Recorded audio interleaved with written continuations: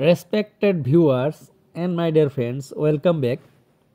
GT PGT TETCAM recruitment test mathematics or 15 marks যেটো বঢ়াইছে বা আহিছে সিলেবাসটো চেঞ্জ কৰি পেলাই এই বিষয়ে শিক্ষামন্ত্ৰী ডাঙৰীয়াই কি ক'লে শিক্ষামন্ত্ৰী স্যাৰে এক্সাম পোষ্টপোন আৰু ৰিশিডিউল অফ এক্সাম এই বিষয়ে কি ক'লে মানে ম্যাথমেটিক্সৰ নম্বৰৰ ওপৰত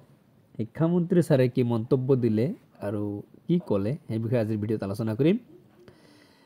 সো ভিডিঅ'টো শেষলৈকে চাব and one request to you চেনেলটো নহ'লে সাবস্ক্ৰাইব কৰি দিব so let's start the video' আৰু ফ্ৰেণ্ডছ জিটি পিজিটি টেটকাম ৰিক্ৰুটমেণ্ট টেষ্ট এতিয়া 2024 হৈ থকা নাই এতিয়া 2024 আৰু 5 হৈ গ'ল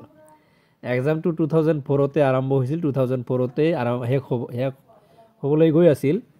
কিন্তু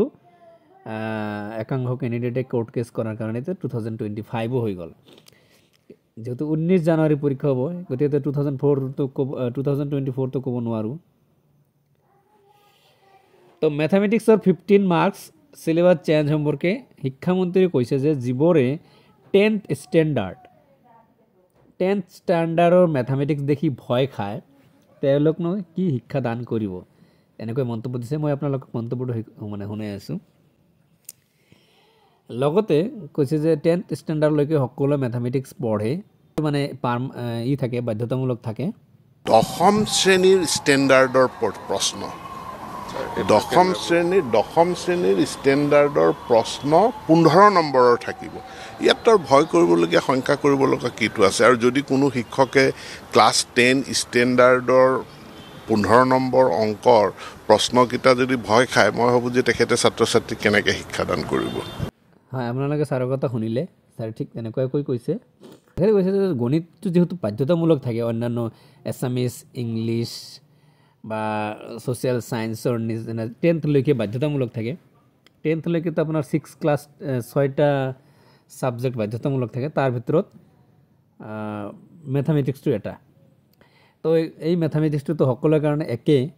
তো গতিকে এইটো লৈ ভয় খোৱাৰ ইমান হেৰি নাই আৰু 10th স্ট্যান্ডাৰ্ডলৈকে আহিব তো প্ৰশ্নটো হৈছে এইটোই যে এই পোষ্টপোন এক্সামটো লৈ বহুত মানে ই হল কিছুমান প্ৰাৰ্থী পোষ্টপোন হোৱাৰ পক্ষত আৰু কিছুমান প্ৰাৰ্থী পোষ্টপোন হোৱাৰ বিপক্ষত কিন্তু মোষ্ট প্ৰবলি মোক যেখিনি কমেন্ট কৰিছে আৰু মোক যেখিনি যোগাযোগ কৰিছে প্ৰত্যেকই পোষ্টপোন হোৱাটো বিচৰা মানে বেছিভাগে প্ৰত্যেকই নহয় বেছিভাগে পোষ্টপোন হোৱাটো বিচৰা নাছিল কাৰণ যেহেতু এটা ইলেকশ্যনৰ এটা ই আছে ইলেকশ্যনৰ কাৰণে এতিয়া 10th মে মই এই ভিডিঅ'টো প্ৰস্তুত কৰিছিলোঁ যে 10th অফ মে যেটো এপইন্টমেন্ট হোৱাৰ কথা আছিল এইটো কমান খেলিমেলি হ'ব পাৰে এতিয়া গভৰ্ণমেণ্টৰ কথা গভৰ্ণমেণ্ট তামাম স্পিডত যদি কাম কৰে তেনেহ'লে হ'ব পাৰে বাকি যেহেতুকে 20 দিন পিছুৱাই গৈছে 15 ডেজৰ কথা আছিল কিন্তু একেবাৰে 20 দিন পিছুৱাই গৈছে তো এতিয়া 20 দিনটো এটো কিমান মেকআপ কৰিব পাৰে হেয়া এটো মানে লক্ষণীয় বিষয়টো হ'ব